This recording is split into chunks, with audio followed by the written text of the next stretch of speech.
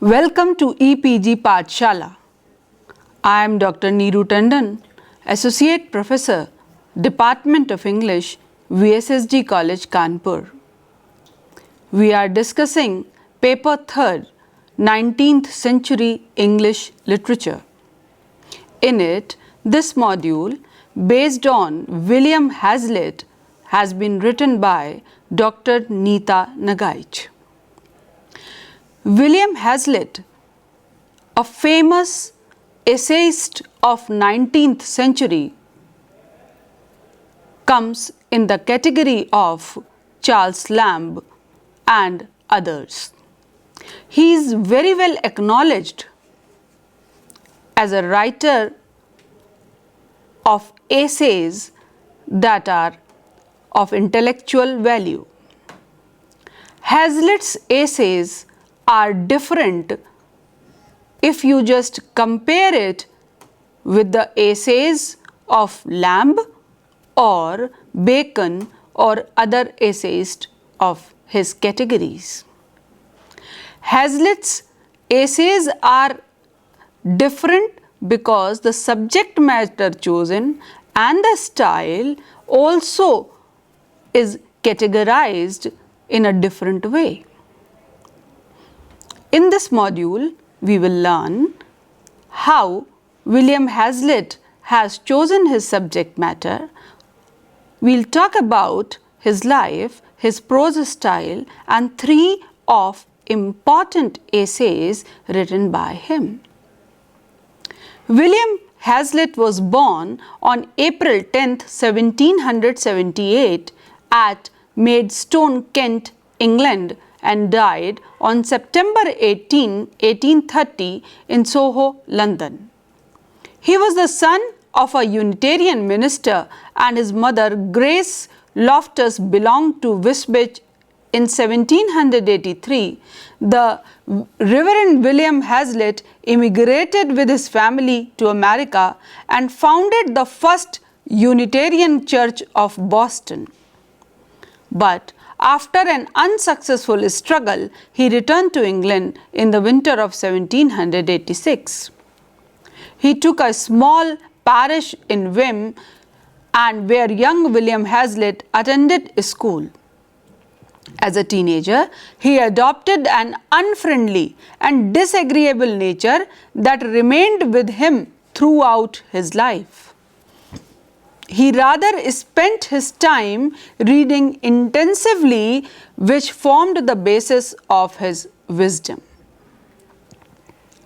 He went to Paris with the aim of becoming a painter, but gradually convinced himself that he could not excel in this art. Though in 1802 he travelled to Paris to work, but the war between England and France compelled him to return in a year's time.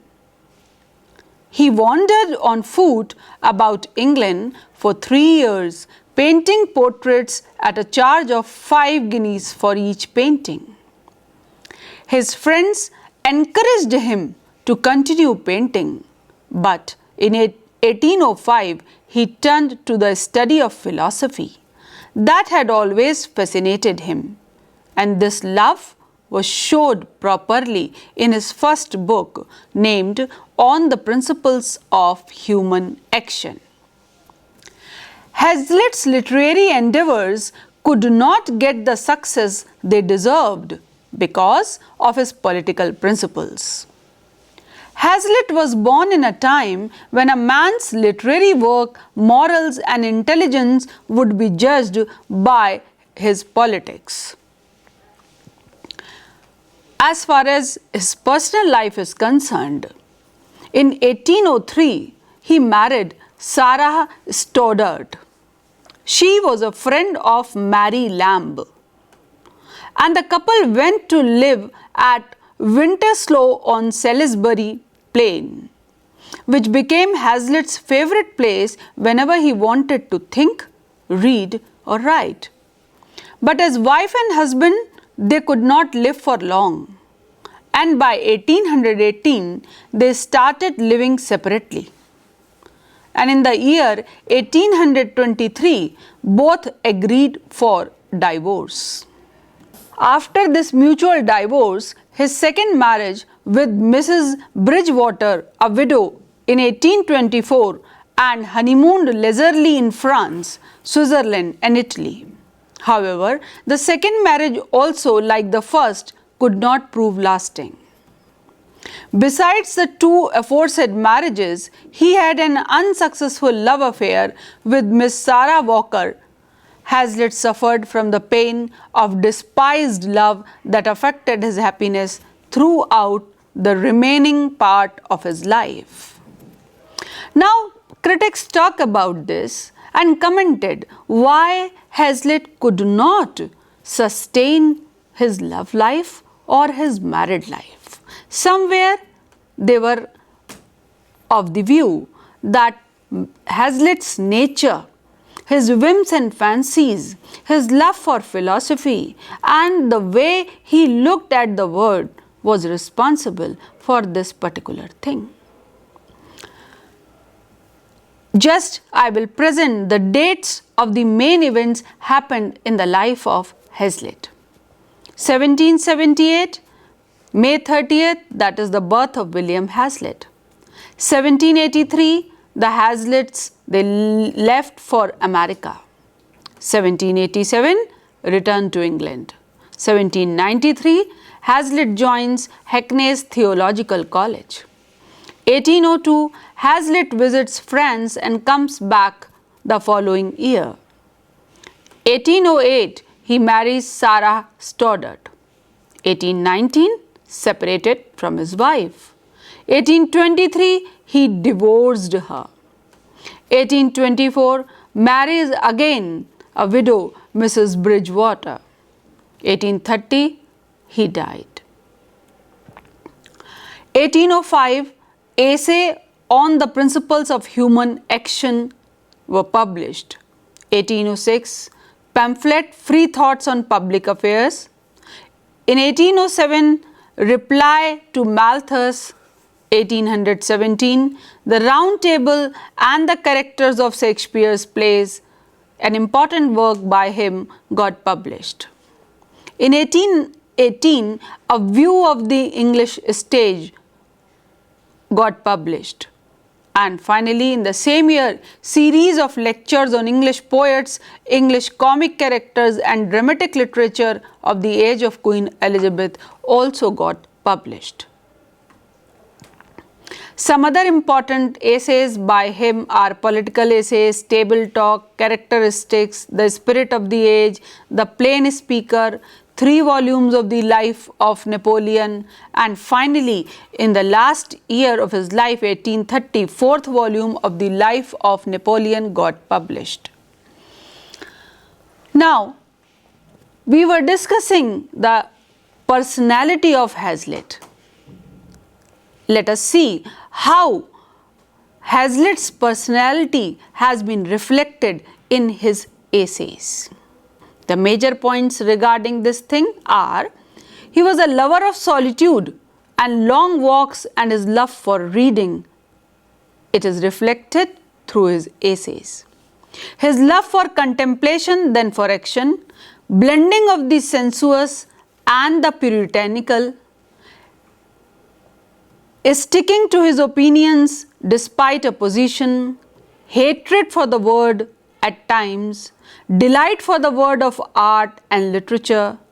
The word of action filled him with disgust, endearing nature of Hazlitt and conflicting elements of his nature, all these important things reflected through one or the other essays written by Hazlitt.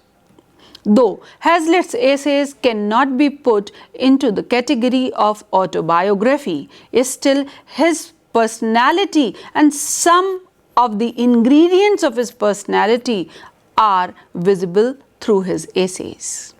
I quote a line written by Hazlitt where he said, "I would like to spend the whole of my life traveling if I could anywhere borrow another life to spend at home."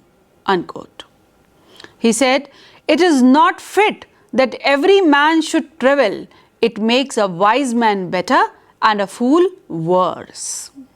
That shows his concept regarding traveling. In the same way, in his essays, he expressed what he felt. Hazlitt was not popular with the public because of his awkwardness and temperamental nature. He got regular employment at £4 a week as a reporter to the House of Commons. He then began to give a course of lectures in philosophy in London and began work as a reporter in the Morning Chronicle and gained the reputation of a critic and essayist. Hazlitt's temperamental nature, his whims and fancies are responsible not only for his failed married life but also for people's attitude towards him, negative attitude towards him. His aggressive articulation of views in the journals came because of the quarrels he often had with friends like Wordsworth, Coleridge and Southey. But at the same time, he made some new friends and admirers among them, like P.B. Shelley and John Keats, who strengthened his reputation as a lecturer. Delivering talks on the English poet and on the English comic made him famous and as an established essayist. Now, there are various qualities of Hazlitt as an essayist. The major qualities are that he was a romantic essayist. He always longed for the past. Nothing which belonged to present interested him. Quality of joy is present in the essays written by him. He expresses power of intuitive knowledge and limits of logical intelligence. Essays imbued with moral values were there. Writings were based not on reason and common sense because he saw everything through passion, emotion and sentiment. Nature was seen as eternal beauty and affecting human nature. Along with this, supremacy of imagination was also there in his essays, making him a complete romantic essayist. So, tenets of romanticism were followed by William Hazlitt as a writer in his writings. Hazlitt was a great thinker as well. And major points that establish him as a great thinker are: reflection of life are touched with warmth of feeling, getting rid of prejudices necessary to get at the truth, respected religious people but hated the hold of theology on people's mind. He was a believer of the principles of the French Revolution. He spoke with moral courage. His faith in the people to govern themselves was sound. He loved variety of life's pleasures and pains, and he criticized the age in which he lived. There was a difference between Hazlitt as a critic and Hazlitt as a literary critic. As a literary critic, he was considered as one of the most eminent critics of the Romantic era. Unlike Coleridge, he is conscious that he is addressing a public. Wordsworth's influence on his criticism is clear. The range of his interest is impressive. He explained distinction between tragedy and comedy in clear terms. Evocative criticism of the Elizabethan age is Hazlitt's quality. Poetic nature is his eulogism.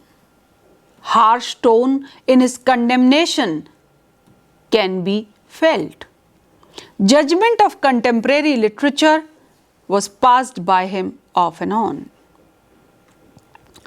Now, Hazlitt's views on style. He emphasized on precision and relevance of words. He disliked archaic words. He disliked pompous words and pompous style. He believed in simplicity and propriety of his style. Just like William Wordsworth, he believed that language should be such that should attract the common man's interest in the literature. He felt words do not have value in themselves, and force of word lies in the application rather than in themselves. So context was also very, very important, in which a writer puts the word to explain or to convey his thought. Combination of the literary and conversational style was favorite to Hazlitt. He thought that there should be variety and richness. Style should not be imitative. He believed in sincerity of expression, and remarks on his style given in his writings and lectures are praiseworthy. As far as the prose style of Hazlitt is concerned, there are certain points to be noted. That there is a note of familiarity without falling into colorlessness. Opening sentences are always very, very striking. His style may be termed as aphoristic style, similar to yet different from other 18th century writers. He had a habit of dilating in reflective style. Abundance of maxims is there, use of quotations that he loved, and style forcible and spontaneous, so loved by readers as well. So when we talk about any writer, any essayist, his prose style is something that becomes his identity mark. Whenever we are discussing about prose style, we should take care the kind of sentences used by him, the choice of words, the use of figure of his speeches, use of quotations, maxims, allusions. All these things together just make the prose style of any writer. Now, we are going to discuss 3 important essays by William Hazlitt. The first one that we are discussing is titled On Gusto. The essay titled On Gusto by William Hazlitt was first published in The Examiner on 26th May 1816, and again it was reproduced in the Round Table. Being a painter himself, Hazlitt loved painting, and he has shown a deep knowledge of the art of painting in this particular essay. He has also explained gusto in relation to Shakespeare, Milton, Pope, and Dryden. He has also discussed some other prose writers. Hazlitt defines gusto by defining it as the power or passion in art. A work of art has color or form, but it is expression that matters importantly. And the more passionate or powerful the expression is, it will be more expressive. He gives critical opinion about great painters of England and Europe like Titan, the famous Italian painter Michelangelo, Rubens, and Claude and Raphael. First, he discusses the painting of Titan and finds that all his pictures are full of gusto. Hazlitt comments that through gusto in painting, many senses are excited, as the impression formed on one sense excites the other. Hazlitt states that the paintings of Michelangelo are full of gusto because they impact the eye powerfully. So that power is there that defines the gusto. His pictures give us a sense of vigor, moral excellence, and intellectual honesty. On the other hand, the paintings of other painters lack in gusto. Titan's picture of landscape are filled with gusto, and the colors and outlines used by him are very, very striking. At the end of the essay, Hazlitt talks about the works of Shakespeare and Milton. He said, Shakespeare has been a prolific writer and produced a large number of dramas, but the gusto, power or passion anticipated in the works is sporadic and intermittent. But Milton, on the other hand, has great gusto. Every line of Milton is potent and full of gusto. That was powerful enough. But the gusto of Pope and Dryden is quite average.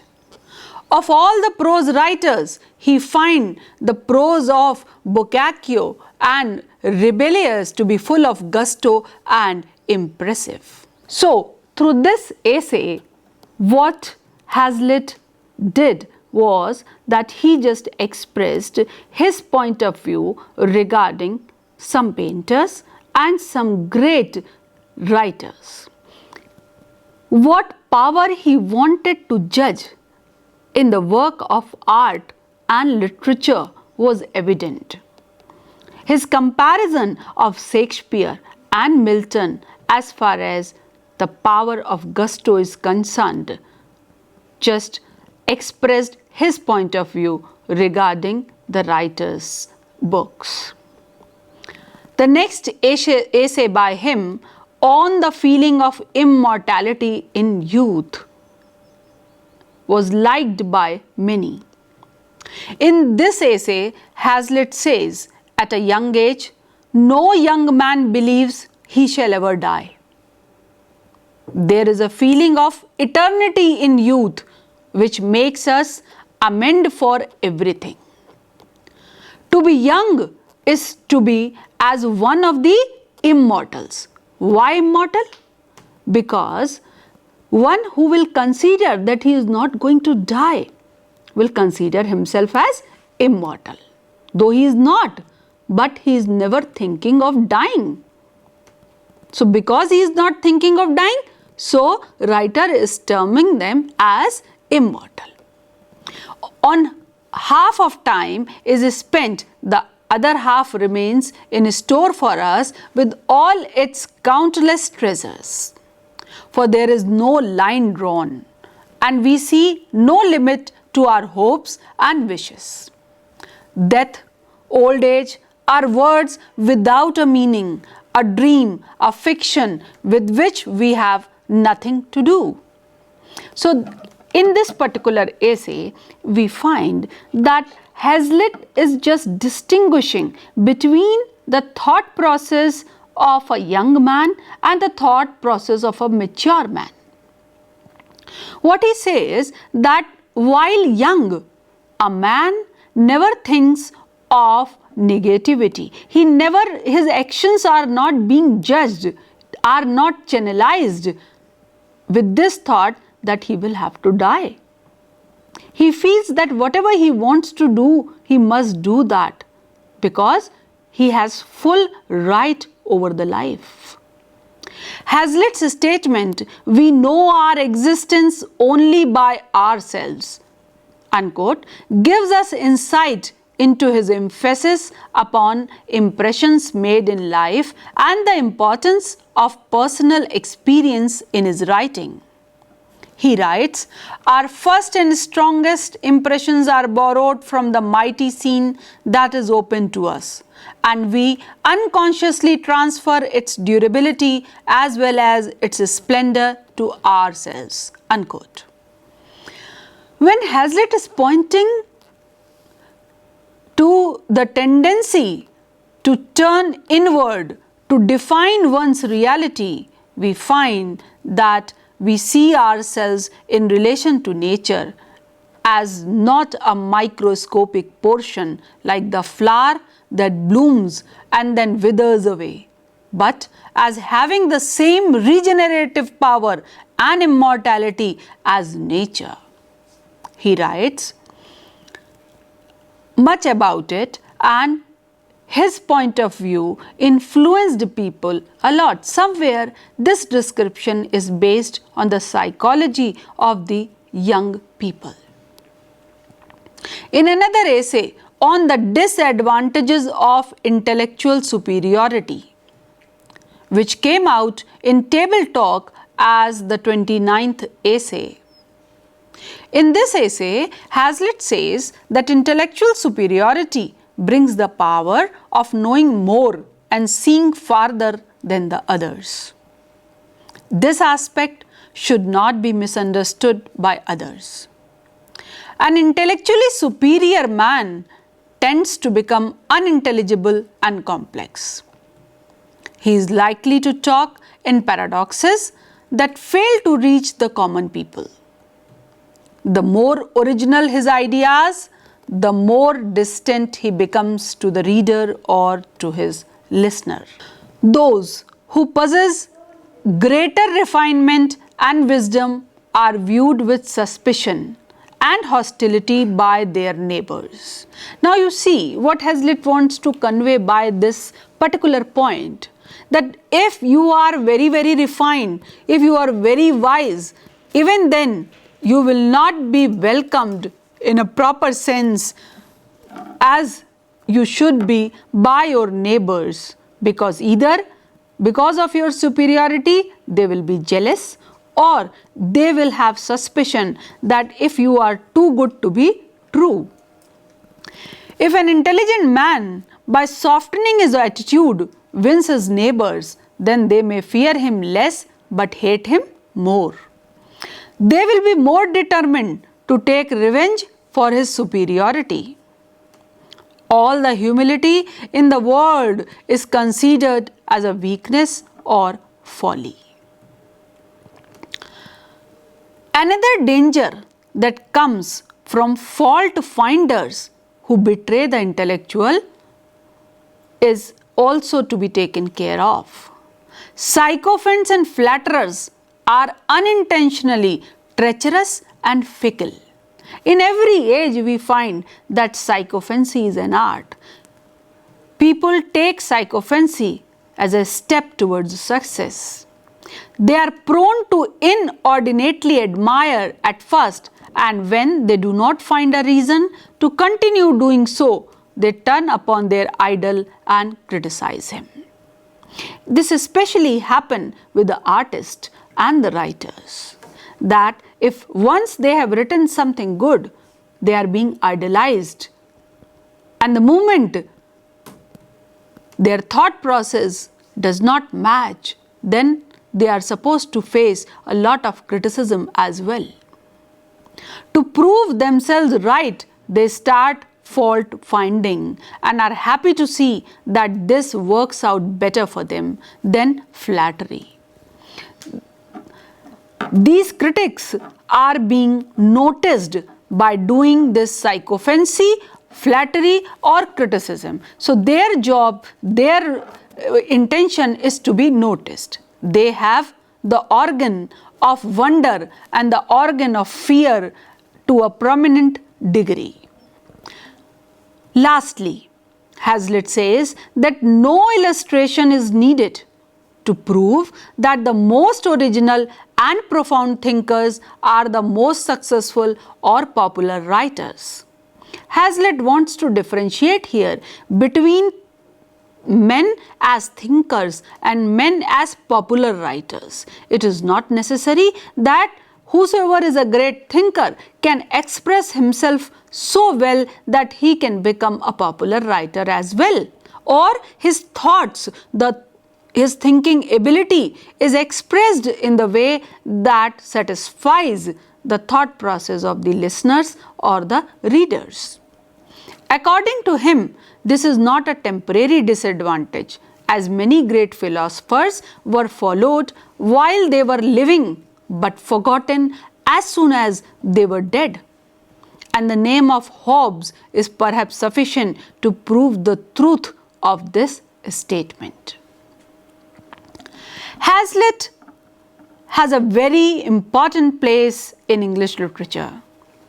He wrote two kinds of essays, miscellaneous essays and literary essays.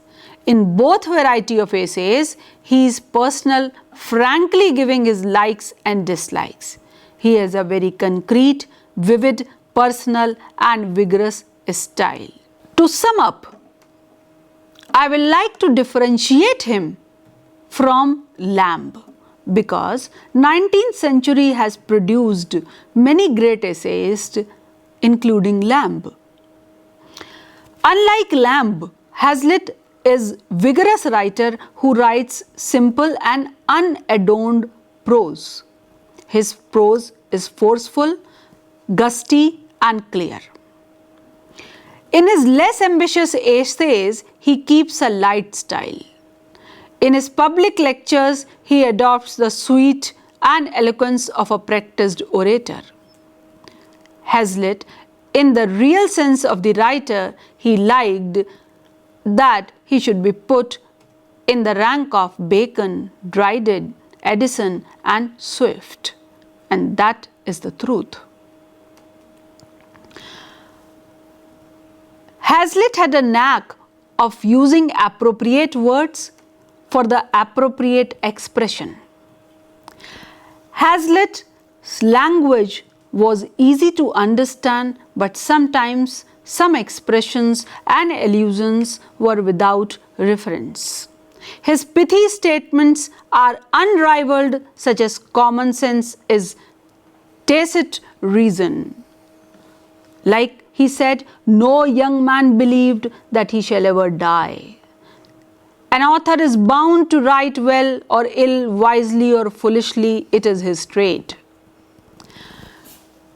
Wit and humor, past and future, thought and action, all these things he mixed, and this mixture created a different kind of literature written by Hazlitt and made him supreme as an essayist. Thank you. Enjoy reading Hazlitt. Thanks for visiting EPG Pathshala.